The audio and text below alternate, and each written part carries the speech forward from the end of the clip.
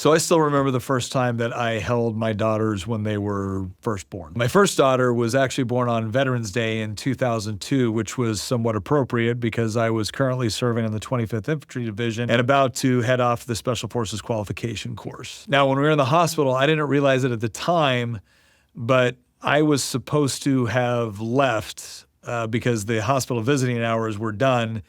And that actually included fathers. Now, I obviously didn't get the memo, and quite frankly, if I had, I don't think it would have mattered because I was gonna stay with my wife and my little girl. I still remember the next day because my wife was getting some much needed rest, and we've got a picture of me and Lily watching John Wayne together because I'm an exceptional father, and that is, of course, the way you should raise all of your children. Now, obviously, this is kind of a funny story, and I always enjoyed telling it to people. And I later realized how important it was for me to tell it to my daughter. And it turns out that's true of a lot of things. My oldest daughter is actually about to get married, and my youngest is now driving. And as I look back on the past 21 years of being a girl dad, I have started to reflect on some of those experiences, some of those mistakes, and some of the triumphs that I've had. And I've taken a time to compile a short list of things that I believe every daughter needs to hear from her father. It's not comprehensive, and I am sure I will look back later and wish I would have added something else or modified something I said. But if you are a father, I hope you find this helpful. And if you are a young lady who has never had any of these things said to you, I hope you'll allow me to say it to you. And if you are a woman out there that maybe never had a father that said this to you, I want you to know that you should have. It wasn't you. Every little girl should be able to hear this from their father. And so, again, if you've never heard it before, I hope you'll hear it from me.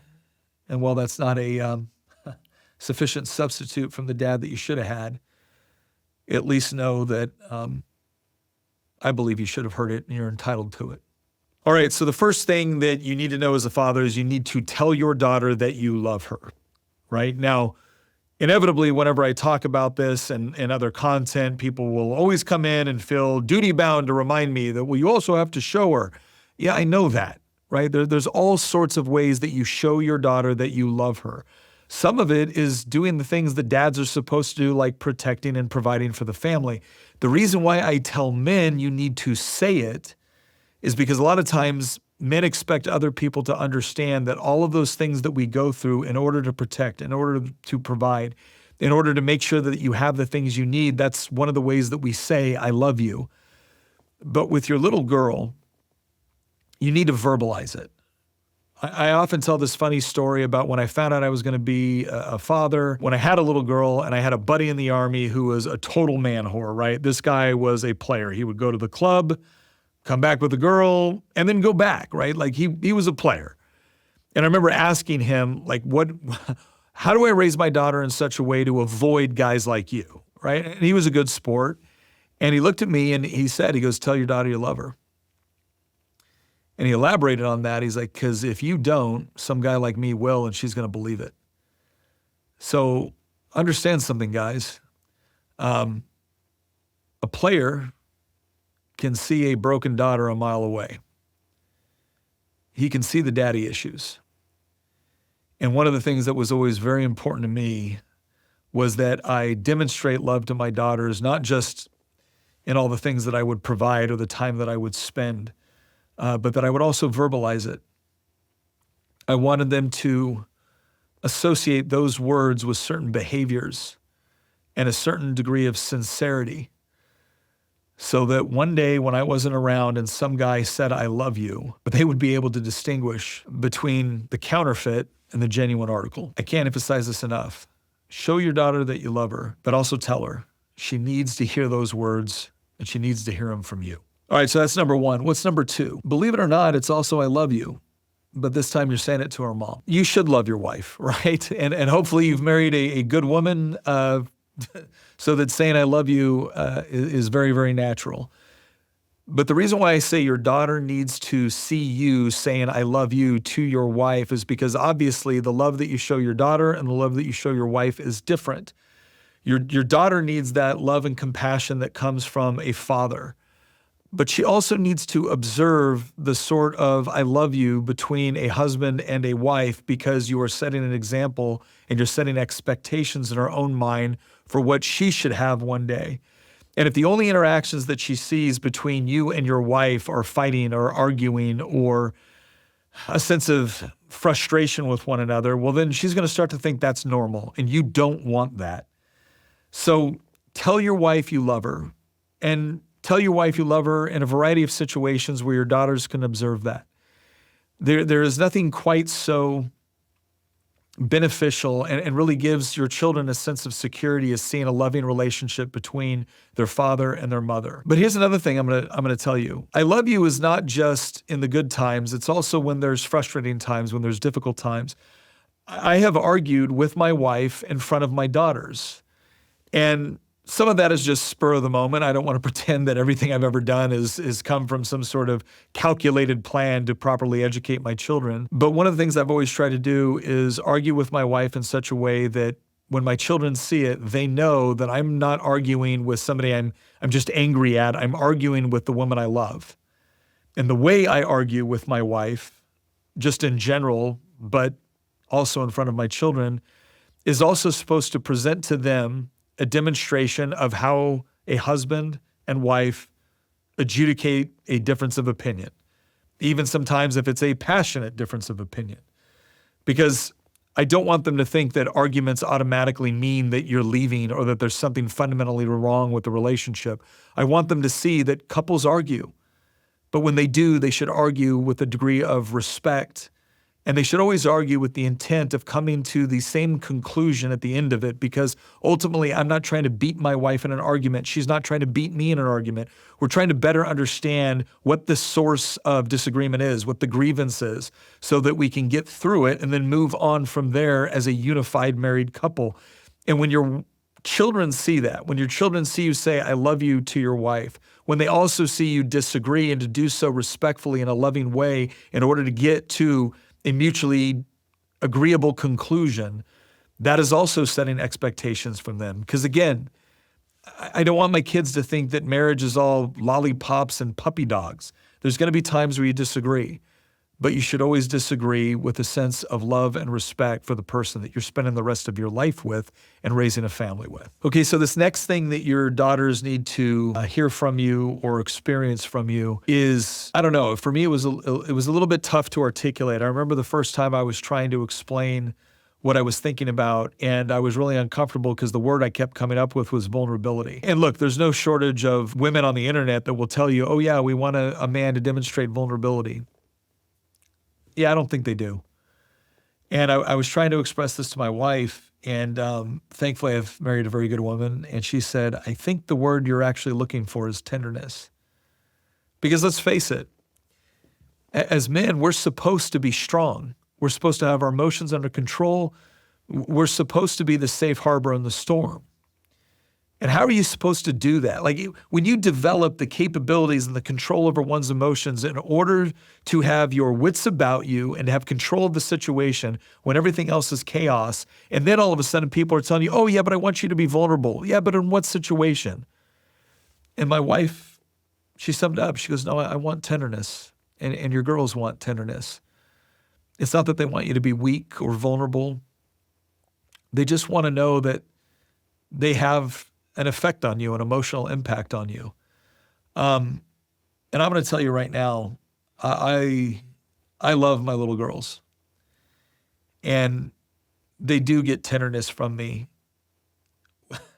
whether I would like to or not at times. They just have that impact. But I guess what I would encourage men to understand is it's okay.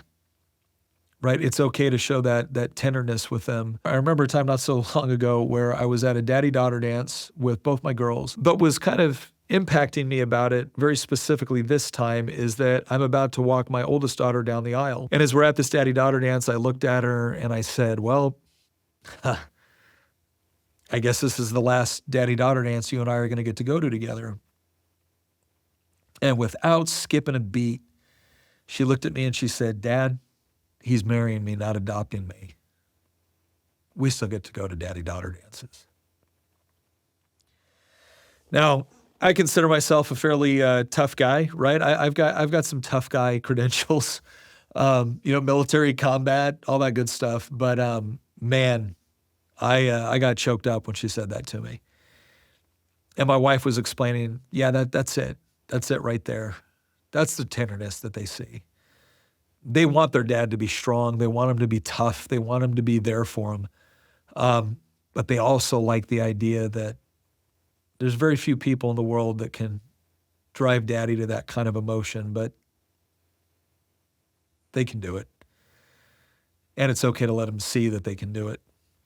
And so encourage that, because I will tell you right now, that will be some of the most memorable times for you and probably for them as well. So I'm not telling you to be weak. I'll never tell you to be weak. But definitely show that tenderness. Next one is, believe it or not, silliness. And I think this one actually comes a little bit easier to dads. As you get a little bit older in this dad gig, you like the dad jokes and things like that. But it's also spending that time, especially with your little girls, doing things that if your guy friends were looking at you would think was just silly or outrageous. I'm going to tell you right now, I have worn makeup. I have worn a feather boa. I have worn a tiara. I have drank tea. I have eaten cookies that had salt instead of sugar used, all because my little girl was very, very excited to be able to spend some time with daddy. And I thoroughly enjoyed taking that time to just be silly with my little girls. Whether it was trying out different throwing moves on their bed before they went to sleep at night, because their mother had told me, hey, you need to put the girls to bed. And I was like, oh, what that means is that we should spend the next half hour totally riling them up, chasing them around, tickling them, throwing them. Do that. And it's important. And they do remember it. I had somebody ask me once, like, do you really think your little girls remember all that silly stuff that you do with them when they're toddlers? I said, yeah, I do, actually. Do they remember everything? No. But I'll tell you this much. When they're 5, they remember all those silly things you did at 3. When they're 8, they remember what you did at 5. When they're 12, they remember what you did at 8. And when they get into those teenage years where you desperately want to maintain those lines of communication with them and be the sort of person that they can still come to, that's when they will remember all of the things that you have done. And I'm telling you right now, it's that trust that's been established.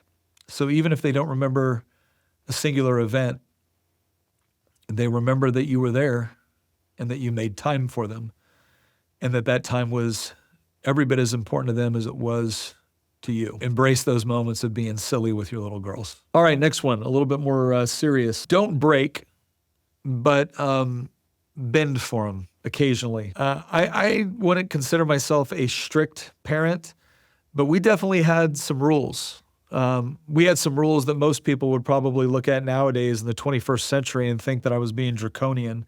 Things like we didn't let our daughters date, which just seems absurd to people. We had some kind of strict rules with respect to their access to cell phones. We used to tell our kids that they don't have a room, we have a room, and we let them use it. And part of this was about establishing the idea that if we need to go into your room and check something for your welfare or your benefit, then we're going to do it because it's our room, not yours. Now, this didn't mean that we didn't allow them their privacy. Of course we did. But it was about creating this proper mindset in the relationship and letting them know that we love them, but we are the authority figures in the house, and we're going to exercise that authority to their benefit. Now, what do I mean by bending the rules? Well, let me tell you something. I'm allergic to cats. Now, ask me how many cats I have. Well, I have 2 right now. I've had as many as 3. And now I even have an indoor cat. Why? Because my youngest daughter, right, when she comes up to me with her pigtails and she smiles with her little dimples, can pretty much talk me into a lot of stuff, right? So, yeah, I have 2 cats, Phoenix and Boop. Boop is the indoor cat. Boop is the indoor cat that I remember promising to my wife I would never allow. And I held strong for some time. Now, don't get me wrong, I've had cats before this particular cat, but this is the first indoor cat. The first time I allowed a cat, I will never forget sitting down with my children, and they had started to feed a stray, which is always a wonderful idea. But they fed this stray, and then they named the stray. I come home from a business trip.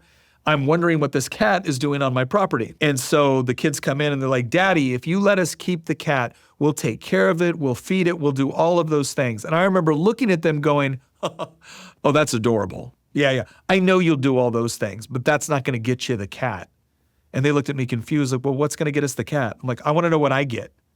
Like, what do you want? I said, oh, I don't know. I want things like toast and coffee in the morning. I want my car washed once a month. There's a number of other things I can think of, but I'm going to let you go ahead and confer with Counsel. That was my wife, because I knew she was in on this. I'm going to let you confer with Counsel, and then you come back with a contract, right? And then when we sign that contract, then maybe I'll consider it. So they go off and they confer with their attorney, with Counsel. And they come back and they're like, all right, Daddy, here's the deal. If you let us keep the cat, we will make you toast and coffee every weekday when we wake up, and once a month we will wash your car. I'm like, okay, you're listening. Okay, I'll agree to this, provided that cat is an outdoor cat, not an indoor cat, because Daddy's allergic. So all three of them sign it. I sign it. There's the contract. 2 weeks later, the cat runs away. And I come downstairs and I'm like, I don't see my toast and coffee. There must be some mistake. And they're like, oh, Daddy, the stray cat ran away. I'm like, oh, that's horrible. But see, the thing is, your contract says you can keep the cat. It doesn't guarantee the cat's going to stay here. So I'm going to need that toast and coffee, right? I go on another business trip and I start seeing pictures on Facebook of a different cat. So I come home and I'm like, oh, contract renegotiation time. Let's see what you guys got. And my oldest daughter looks at me and goes, no, Daddy, read your contract. It doesn't say which cat. So don't break, but bend at times, because one, they're going to impress you with your ingenuity. And two, I actually found out I kind of like cats. All right. So what are we at to? Number 6 here. All right. Counsel. Your daughter needs counsel from her father. Now, I'm going to tell you right now, a lot of dads make this mistake where they think that there's certain things that the mom just handles that. And look, there are certain things that, yes, mom is far more suited to handle than dad. But I want to tell you 2 stories. One is when my oldest daughter was in 5th grade and she gets off the bus and she's walking down the gravel road with me and her brother and her sister and her mom. And I can hear her mom say, "We need to tell Daddy." She goes, "I don't want to tell Daddy." She goes, "No, you need to tell Daddy." And so I hear this, I look around, I'm like, "What do you not want to tell Daddy?" She's like, "Well, a boy likes me at school." Guys, I'm going to tell you something right now. There's a lot of instinct in that that's like, okay, which boy? What's his name? Where's he live? Right? Like that's the initial inclination. And I'm not saying it's a bad inclination. I'm just saying that by the grace of God, I thought a little better of it in this particular moment, because I've made those jokes with my daughter at this point, right? And so I said, "Sweetheart, tell me what's going on." She goes, "Well, this little boy likes me." I said, Okay. Do you like him?" And she starts to blush. And I said, "Sweetheart, if you like him, that's fine, right? It's fine." I said, "Look, the bottom line is that he's already told you that he likes you. And quite frankly, any boy that recognizes how wonderful and beautiful and smart you are speaks very well of him. So I'm already inclined to think that at least this boy has good judgment, even if he's, dabbling with death right now." And, she kind of laughs. So I said, "So, all right, so this boy likes you, you like him. What did you tell him?" She goes, "I told him that we're not allowed to date." I said, Okay. What'd he say? He said he'll wait. Keep in mind, this is 5th grade. But you got to respect the Riz, right? As the kids say. And I said, okay. I said, well, sweetheart, he sounds like a gentleman. Do you know why we don't let you date? And she goes, "Yeah, Daddy, I know why." I said, "Okay, explain it to me." And she goes, "Well, we're not old enough to get married, and dating is not just about trying things out. Dating is about getting married. And if we're not in a position to be able to seriously consider marriage, well, then we should focus on things like our education." At this point, beaming father, I'm very, very proud because that is the correct answer. And that's what I told her. I said, yeah, sweetheart, that's true. That's true. I said, but let me explain something else to you.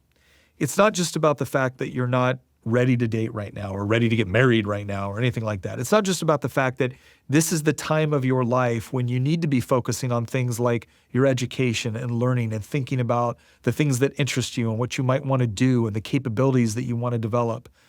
That's all important. I said, but what this is really about, and I'm saying this to you as your dad who is never going to think any boy is good enough for you. I want you to get married one day. I do. I want you to get married, and I want you to have the kind of relationship that your mother and I do. I want you to be swept off your feet by some young man that God has intended for you and that you are going to build a family with. I want to be a grandpa one day. I want all of those things for you, and I'm not going to hold them back from you. But what I want is for you to trust me that I do want that for you, and that I can help you avoid the things that would prevent it from happening or at least make it a lot more difficult. Because I do believe, I absolutely believe that one day you are going to find that man and he is going to sweep you off your feet and you are going to be so in love. And I can tell you right now from experience, it is an incredible feeling. And I don't want you to have to explain all the guys that came before him. I want you to be very, very confident when you meet him that he's the guy for you and that you are the girl for him. I want you to meet a man that is worthy of you and for you to be worthy of him. So that's what I want for you. And here's what that led to, I think, is that same daughter is now going to be walking down the aisle very, very soon with a guy that is a great guy, a guy that I had no trouble telling him, yes, you can marry my daughter. I honestly believe that conversation that we had in 5th grade was instrumental, along with a lot of other moments between that moment and this one, in telling her that she could trust me and that I would give her sound counsel because I did want the best for her. Even in a moment that one day was going to be difficult for Daddy. And it was. It was a difficult moment, but it was also a good one. So that's what I'm going to tell you. If you want to be the sort of person that your daughter can come to you with issues, whether she's very little or when she starts to get into those teenage years, when she starts to get into those dating years, when one day she is wondering if this is the man for her, you want to be the guy, you want to be the man that she can come and get wise counsel from. And I think one of my proudest moments was that living in a time and a culture where nobody thinks that a guy should ask permission from the father, my future son-in-law did ask permission. And he didn't just ask permission because it was the right thing to do for him. He did it because my daughter required it of him. And if you want to know what really gives that meaning, it's not threatening some boy into asking your permission. It's when your little girl requires it of him because she wants to know that Daddy approves. Not out of some arcane ritual, but because enough trust has been built that she knows that if Daddy approves, he's probably a good guy. So be the sort of father that your daughter seeks out your counsel. But you're only going to be able to do that if you're actually willing to take the time to listen, to understand her perspective. That sometimes when she is rambling on about something that you might not be particularly interested in, never forget this. You might not be interested in the topic at the moment, but you're always interested in her and her feelings and her well-being. Sometimes you can enjoy the journey of running down 1,000 rabbit trails to get to what she's actually feeling and why. And when you invest that time, she knows you're a safe place to come to for wise counsel when she needs it. And I can tell you right now that my daughter's coming to me and asking me difficult questions and trusting me to give them advice happens because they know I was willing to sit there and listen. And I have to give my wife a lot of credit for teaching me how to do that because it doesn't always come naturally. But the first time that you experience that moment where your daughter comes to you with a problem, with an issue, something that they're pouring over, and you listen, and you give advice when she asks for it, and then she follows it and sees success from that advice, that will keep you listening to a 1,000 stories that you might not have thought you were interested in, just to see the look on your little girl's face when she says, "Thank you, Daddy." All right. Number 7. Don't always threaten to kill her boyfriends. Again, I didn't say never threaten to kill her boyfriends, but don't always do it. And this kind of goes back to what I was talking about before on making sure that your daughter knows that one day you do want her to be married and be happy. But the larger point, I guess, that I'm trying to make here is that your daughter might not want you to beat up her boyfriend, but she wants to know you would, and she wants to know you could. And again, I don't mean this as a cheap form of intimidation or a form of bravado or pride in yourself. It's more about illustrating the point that you want your daughter to know that no matter what happens in this life, you will always protect her. Yes, one day, she's going to be someone's wife, and she's always going to be her own woman, but she's also always going to be your daughter. I've always wanted my little girls to know that no matter where this life took them, they always had a home no matter where I was at, and that no matter what the circumstances or conditions, if they picked up the phone at 2 o'clock in the morning and said, "Daddy, I need you here, and I need you here now," I'm there. I'm there. And they need to know that. So make sure that they do, both in your actions and once again, by telling them. But if you want them to believe it, that's going to come from all the things you did from the time that they were very little to the time that they were teenagers to the time where at some point you're walking them down the aisle. Make sure that they know. No matter what happens, no matter what the conditions, no matter what the circumstances, no matter if even they think that you would be disappointed or ashamed at something, regardless of any of that, you love them. And the bottom line is that you will always be there to come and get them. All right, like I said in the beginning, this list is not comprehensive. I guarantee you if my daughters were sitting here, they would also say, "Don't forget about this," or "Don't forget about that." And they would, of course, be correct. But I hope you find this helpful for any of the fathers out there that have little girls that are maybe expecting them or wish to one day. I'm not trying to talk to you as some sort of a authority figure, guru, or clinical psychologist or any of that other thing. I'm just a dad that's a little bit further down the road than you are. And I can tell you that one of the greatest honors of my life is being a girl dad. So I hope this was helpful. Maybe you can let me know in the comments. Thank you.